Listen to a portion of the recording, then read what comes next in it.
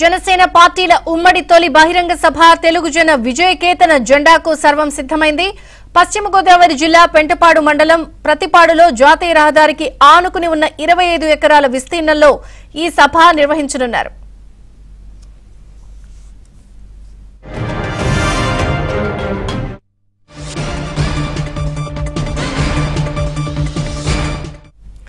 తొలి భారీ బహిరంగ సభలో టీడీపీ అధినేత చంద్రబాబు, జనసేన అధినేత పవన్ కళ్యాణ్ పాల్గొననున్నారు.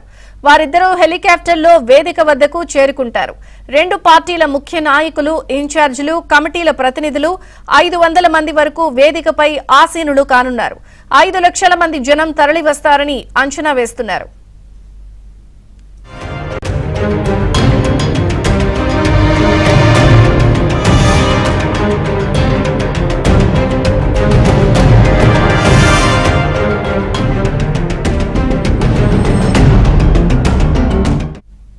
ఈ రోజు టీడీపీ జనసేన తాడేపల్లిగూడెంలో ఉమ్మడి వేదికగా నిర్వహించబోతున్నటువంటి విజయకేతనం జెండా సభ ప్రాంగణం దగ్గర మా ప్రతినిధి రాంబాబు లైవ్ లో సిద్ధంగా ఉన్నారు.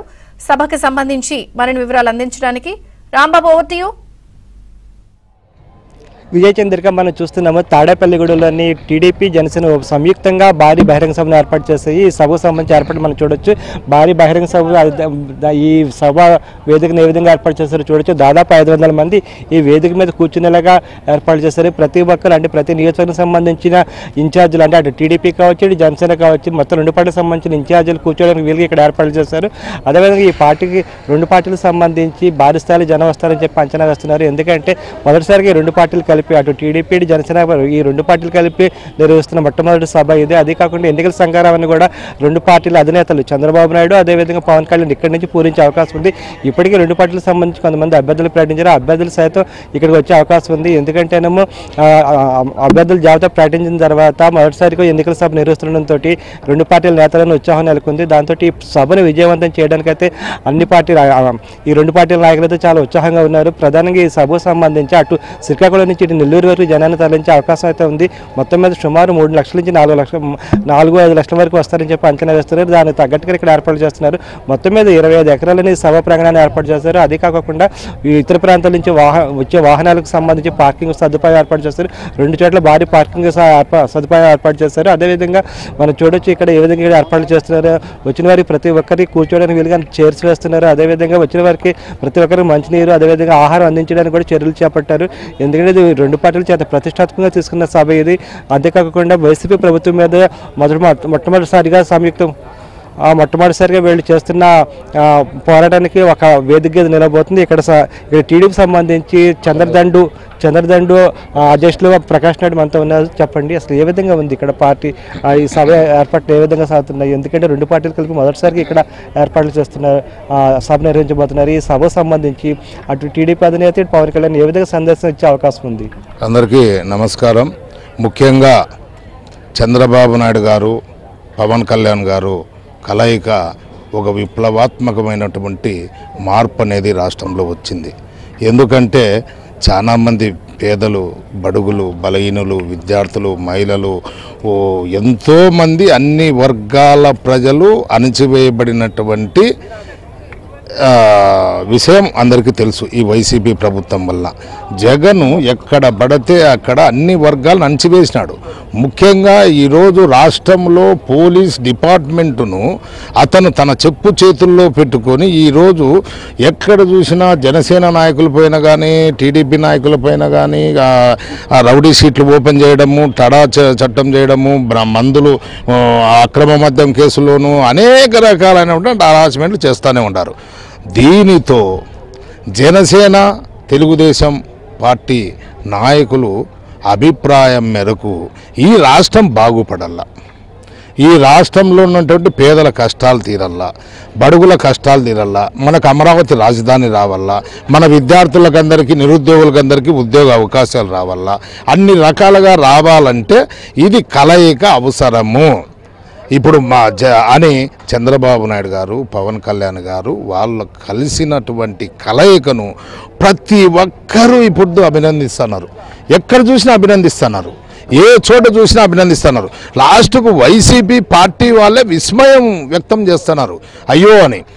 ముఖ్యంగా జగన్ సిద్ధం సభలు చూడండి, సిద్ధం సభలకు ఎక్కడ చూసినా కూడా ఆయన బస్సులు పెడతాడు, అక్కడ ఉన్నటువంటి వాలంటీర్లతోనూ రెవెన్యూ సిబ్బందితోనూ మందు, డబ్బు, బిర్యానీ, ప్యాకెట్ మనీ అన్నీ ఇచ్చినా కూడా ఎవరు రావడం లేదు. జనాలు ఎక్కి ఎక్కడ కుర్చీలు ఎక్కి పరిగెత్తన్నారు. కానీ ఈరోజు రాష్ట్ర వ్యాప్తంగా, రాష్ట్రమే కాదు భారతదేశమే ఈరోజు తాడేపల్లిలో జరిగే జెండా పండగను చూస్తూ ఉన్నారు అంతా ఏం జరుగుతుంది అనేది.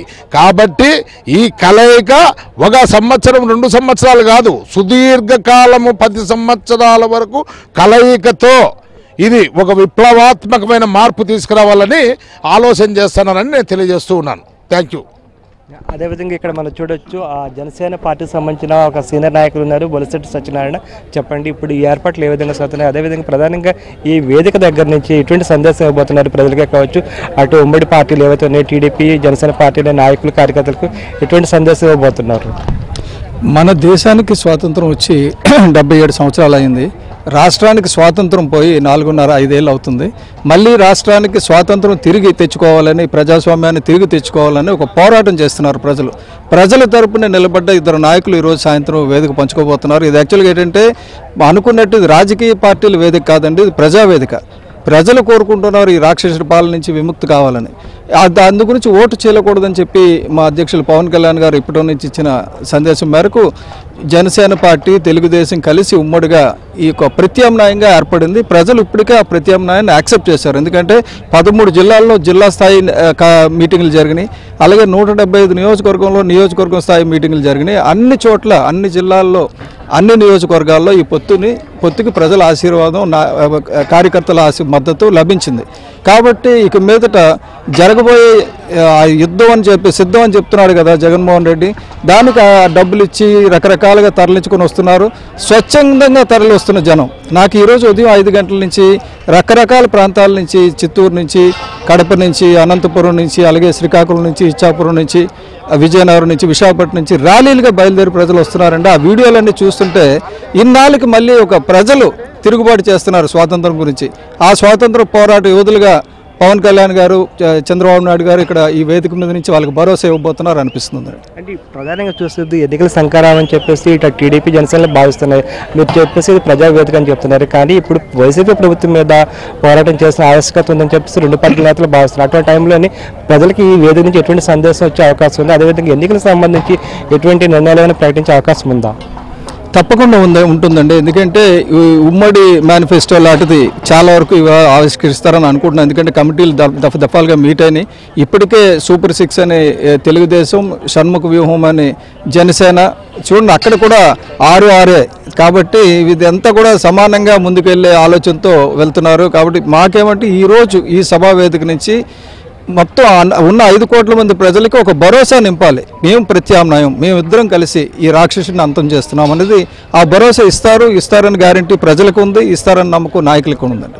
ఈ వేదిక మీద చూస్తే దాదాపు 500 మంది కూర్చోడానికి వీలుగా ఏర్పాట్లు చేస్తారు. అంటే ఎవరెవరికి ఇక్కడ ఆహ్వానాలు వెళ్ళినాయి, అదేవిధంగా కావాలంటే టీడీపీ జనసేన సంబంధించి కాకుండా రాజకీయ విశ్లేషకులు ఎవరైనా వచ్చే అవకాశం ఉందా?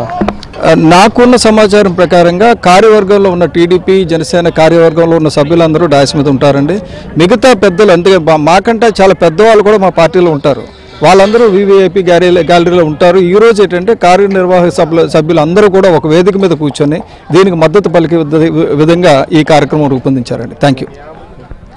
ఇది చూస్తున్నాము జనసేన నాయకులు ఏ విధంగా చెప్తున్నారు. ప్రధానంగా ఇది రాజకీయ వేదిక కాదు, ప్రజా వేదిక అని చెప్తున్నారు. ఎందుకంటే ఈ వైసీపీ ప్రభుత్వం మీద పోరాటం చేయాల్సిన బాధ్యత 2 పార్టీల మీద ఉంది. అదేవిధంగా 2 పార్టీలు కలిసికట్టుగా పోరాటం చేస్తేనే వైసీపీ ప్రభుత్వాన్ని గద్దెదించగలమని చెప్తున్నారు. అదే సమయంలోనే ఇక్కడి నుంచి ప్రజలకు సందేశాన్ని ఇచ్చే అవకాశం ఉంది. ఎందుకంటే వైసీపీ ప్రభుత్వం ఎటువంటి అక్రమాలకు పాల్పడింది, ఎటువంటి అరాచకాలకు పాల్పడింది అని ప్రజలకు వివరించాల్సిన అవసరం ఉంది.